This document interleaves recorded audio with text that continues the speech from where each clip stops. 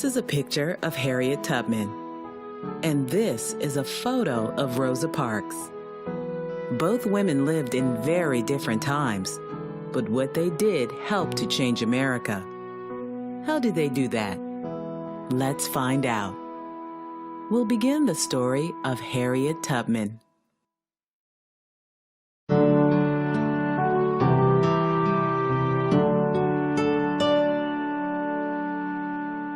Harriet was born a long time ago in Dorchester, Maryland, around the year 1820. She was born into an enslaved family. Enslaved means people who are owned by and work for another person. Enslaved people did not get paid for the work they did. Many enslaved people worked on large plantations or farms that grew sugar, tobacco, or cotton. These plantations were located in the southern states. It took lots of workers to grow and pick cotton. Enslaved people worked very long days and had little time to rest. Enslaved people never had enough food to eat. They never had nice clothes to wear, and they never knew when they would be sold to another owner and be forced to leave their family. Plantation owners bought and sold enslaved people at auctions. Living as an enslaved person was very difficult. Plantation owners in the South made lots of money because they didn't have to pay the enslaved workers. For that reason, they didn't want slavery to end. When Harriet was born, slavery had been legal in America for a long, long time. But many people believed that slavery was wrong. The states in the North began to end slavery. Most northern states made slavery illegal or against the law. Like most enslaved people, Harriet lived in a small one-room cabin with her mom, dad, and 9 brothers and sisters. Harriet and her entire family worked on a plantation. Harriet began working when she was just 6 years old. One of Harriet's first jobs was to carry heavy buckets of water to people working in the fields. It was very hard work for such a little girl. When Harriet was about 7 years old, she was sold and sent away from her family. Life was very difficult for young Harriet. She was apart from her family, and her new job was winding yarn all day long. Harriet's new owners did not treat her very well. They only gave her scraps of food to eat, and they made her sleep on the floor without a blanket. To keep warm, Harriet would bury her feet in the ashes of the fireplace. The woman Harriet worked for was never happy with the work she did around her home. So she sent Harriet to work outside setting traps for muskrats. To do the job, Harriet had to stand in a cold river all day long. It was a hard job, but she enjoyed being outside with nature. Harriet loved watching the animals and the free-flowing river. Over the next few years, Harriet was sent to different plantations where she had to do all different kinds of work. One of Harriet's jobs was taking care of the plantation owner's baby. Harriet would have to stay up all night and rock the cradle. If the baby cried, Harriet would get beaten. Anytime her owners were unhappy with her, Harriet would be punished.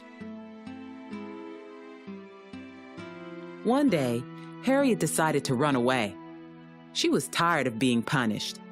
But after several days with no food to eat, she went back to her owner. After a while, Harriet was sent back to live and work with her family. Her new job was working in the fields. Though the work was hard, she enjoyed seeing the clouds in the sky and the birds fly by. She would often dream of being free.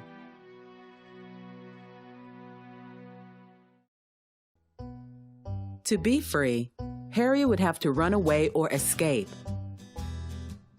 Other enslaved people tried to escape, but it was very dangerous. There were thick woods to walk through and rivers to cross. There were also men whose job was to find runaways. Harriet began to hear stories about enslaved people escaping from the South and traveling north to freedom on the Underground Railroad. The Underground Railroad was not a real train, and it wasn't underground.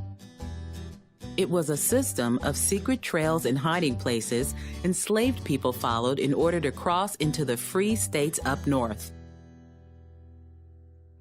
Harriet knew she'd have to learn how to survive in the woods. So, over time, her father taught her about the woods and swamps. He taught her which plants and berries were safe to eat and which could be used as medicines. Harriet learned that moss only grows on the north side of trees. That would help her to keep moving north towards freedom. Harriet also learned that at night, she could look up to the sky and follow the Big Dipper constellation and the bright North Star. It always pointed north. When Harriet was about 24 years old, she married John Tubman. Her new husband was not interested in going north. He didn't want to hear or talk about escaping. But Harriet knew it was right for her, so she kept her secret of being free to herself.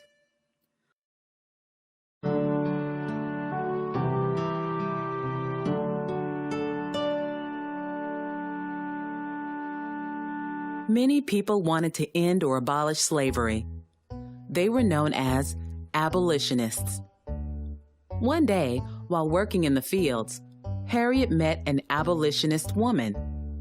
She gave Harriet a piece of paper with the name and address of someone who could help her escape to the north, where she would be free. The piece of paper was Harriet's ticket to the Underground Railroad. That night, Harriet wrapped up some food and took off to find the first conductor on the Underground Railroad. Conductors were people who supplied the passengers or runaway enslaved people with things they would need for their journey north. Harriet would have to travel to several railroad stations.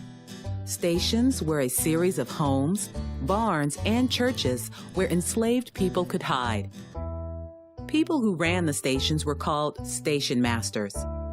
The journey was very secret and very dangerous. Harriet would have to travel 90 miles north to the Mason-Dixon line. The Mason-Dixon line divided the North from the South. Along the way, Harriet met several station masters and conductors. They hid her, gave her food and clothing, and helped her on the dangerous journey north. It took many long days and many long nights for Harriet to reach freedom in the north. The last station master gave Harriet a piece of paper with the word Pennsylvania written on it. Harriet couldn't read, but he told her to look for a sign with the same letters written on it. When she arrived there, she would be free. Harriet took off into the woods toward Pennsylvania, but before she got there, she heard horses and dogs barking. Slave catchers were in the area. Harriet hid quietly and waited for them to leave. Soon after, she found the sign that said Pennsylvania. Harriet Tubman had made it to freedom. Harriet made a promise to herself that one day she would go back for her family, and she did. She made 19 trips back down south. She had to sneak all the way down and all the way back. Over the years, she helped over 300 enslaved people to freedom. Harriet Tubman became one of the greatest conductors of the Underground Railroad.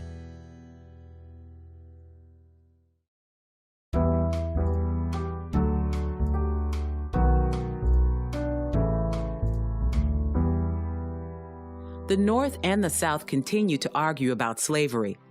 The Southern states became so angry, they decided to form their own country, the Confederate States of America. Eventually, both sides went to war. It was known as the Civil War.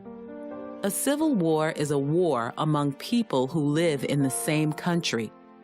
Harriet became a nurse, spy, and scout for the Union Army of the North. During the war, President Abraham Lincoln signed the Emancipation Proclamation. Emancipation means to set free. The Emancipation Proclamation set all enslaved people free. Harriet's dream of freedom for herself and all enslaved people became a reality after the Civil War ended in 1865. Harriet Tubman settled in Auburn, New York, where she began a home to provide health care for elderly and sick enslaved people. Harriet fought for freedom her whole life. Through courage and determination, she fought for freedom and helped to end slavery in America.